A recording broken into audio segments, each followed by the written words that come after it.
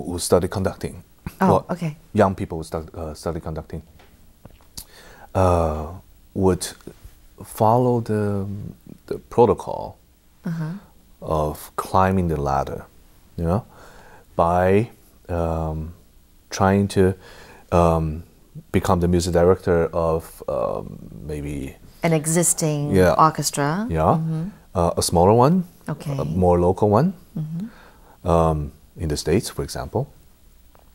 And if they do well, they'll have the chance to, climb up the ladder. Okay. Yeah, moving up. Right. That goes for you.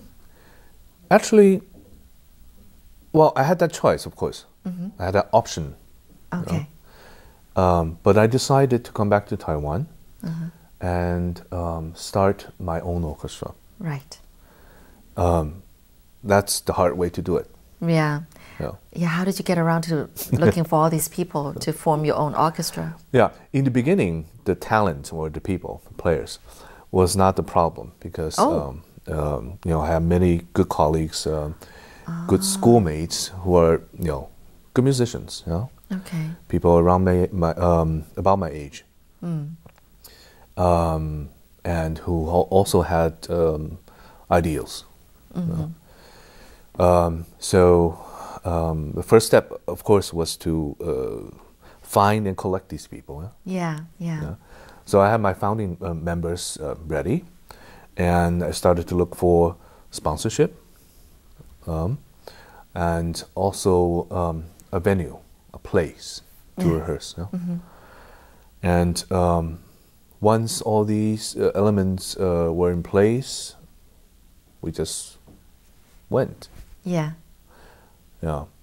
And the reason I decided to do it, decided to start my own orchestra instead of, climbing the ladder was because I had a very strong call of doing things the way I wanted. Yeah, sure. I think that pretty much goes for all of us. Yeah.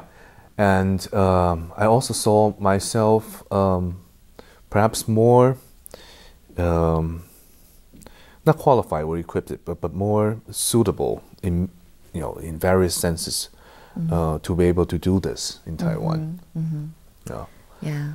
So, that's basically how I started it. Well, the reason I started it. Yeah.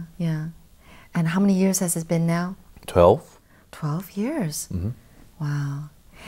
Now, looking at Taiwan, and I think it's been, how do I put it, sort of the trend where Taiwanese parents tend to, force their children to learn some kind of mostly, and we're talking about mostly classical musical instruments, whether it's the violin or the piano. And, my family was exactly like that. I learned the pianos at the age, starting at the age of 6 or 7. And my younger brother played the violin. And we actually did perform and kind of like in contests and came in 3rd place. I accompanied my brother on the violin. And but it's nerve-wracking. It's always nerve-wracking. Yes. And I remember when I was learning the piano, we would always have the recital once every year. And you never get used to it. Every year the time comes around, you're just so nervous. Yeah. And as they're calling your number, the closer it gets, your heart's thumping. Your stomach. Oh, I hated that. But you just never get used to it. What do you understand about parents' mentality behind all this? Well, actually, I think it's not just Taiwan, but also, in Asia, Japan is like this. That is true. Korea is like this. Okay. There's just seems to be for the parents of these cultures to have very high and comprehensive expectations of their children. Okay. Yeah. These parents want their children to be multi-talented. Yeah. Yeah. And very accomplished in many, many things. Yeah, I think that's why in the States, many Asian kids are called, over-accomplishers. Huh? Oh, I can see why. Yeah. You know, I think that American parents are more, excuse me, into sports, the active type of expectation on their children, as compared to Asian parents. They want their kids to be 静态, you know, the quiet, artistic, the intellectual type. Yeah. Yeah, don't you see that? Yeah, I see that. Yeah, it's very interesting. And I think in Europe it's yet different, because it seems like in Europe there are more parents who are really liberal and just try to develop whatever talent or interest their children exhibits. Yeah. Oh, okay. Yeah. So that's a whole totally different kind of parents. Yeah. How do you think the Taiwanese government has supported in the music in the music sector, the music industry, especially because you're more familiar with the classical music? How has Taiwan been promoting its classical music, you know, arena in terms of in Taiwan, but especially abroad? How do you think Taiwan is doing, and what it can do more? I'm sure it can do more. You know, classical music in Taiwan. Well, first of all, I think I should point out that Taiwanese government, well, since my memory, has always been paying some attention to performing arts. Okay. I wouldn't say promoting it, but at least I don't feel it's been neglected. Yeah? Okay. Yeah, it's in the education system. Yeah, so kids at least learn about music and about, not necessarily instruments, but they have classes about music, about dancing, and the arts. Okay. But classical music per se in Taiwan, this might come to your surprise, but it's never the emphasis of the government. Because when you think about it, it's foreign. Foreign? It's foreign. Okay. It's not grassroots. Yeah, that's true. That's true. Yeah. Oh, I've never seen it that way. It may even be considered, you know, art of the higher class, which is sensitive, actually. That's interesting, because Taiwanese parents, you know, or Asian parents, want so much for their own family to be westernized, maybe? I think that comes historically from the influence of Japan. Oh, okay. More or less. I see. Yeah. Interesting.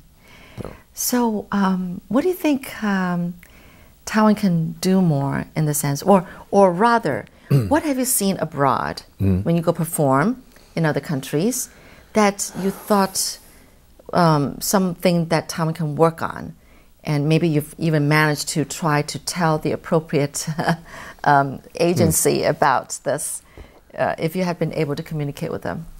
You know, for example, for my orchestra, we've performed overseas quite many times, and when the occasion comes, we always have to apply for subsidy from the government. Yes. For traveling expenses and things like that, and there are ways you can apply for it, and of course it's never enough, but at least there are ways, there are resources. I probably think a little bit differently from some of my colleagues in terms of how much the government should do, or in that sense, what they're not doing enough.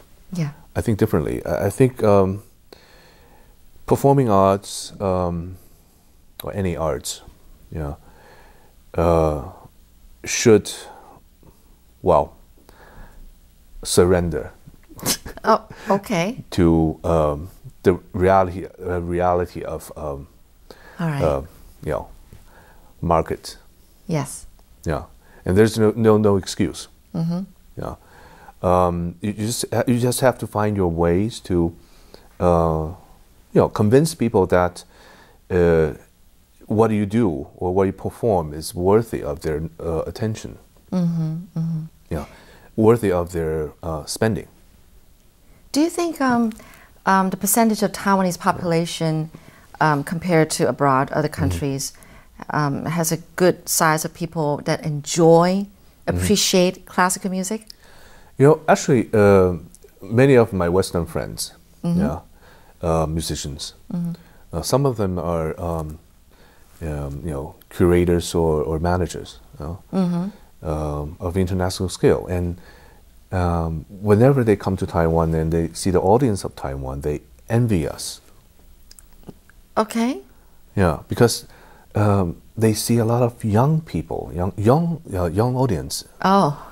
Yeah. Uh-huh. Because in the States or in Europe, in the concert hall, in the opera houses, mostly older people. It's all white or gray hairs. Huh? I see. Yeah. Interesting. Well, there's pros and cons about this. Oh, okay. Yeah. Cons for Taiwan is that even though we have these younger audience, but they are not the driving force or the status quo who already has the economic tools or forces to spend, on classical music, comparing to the situation in the West, where most of these audience or these subscribers are relatively wealthy people. Oh, okay. Yeah. Wow. But at least we have hope because the younger generations are interested. Right. They're drawn to this. Right. Yeah. Well, that is good. Yeah. Well, Paul, Yeah. what's what's an interview without actually enjoying a piece of music that you conducted? So I've learned so much from you, Paul. Thank you so much for your interesting stories and your insights into the Taiwanese market. Good luck in whatever you're promoting and all that you're doing, and keep up that moment Musicaux. Yes, and please tell us what's a piece that we're going to be enjoying right after this. Let's put something more contrasting. Okay. To our conversation. Okay. Something heavy and yeah, sure. Let's do Mahler Fifth Symphony. All right. No. Okay. Yeah. That's it. Okay. All right. Thank you, Paul. Okay, thank you. And thank you so much for watching, people. Thank you. I'm Shirley Lin, and please enjoy Mahler. What is that again? Fifth Symphony. Mahler's Fifth Symphony.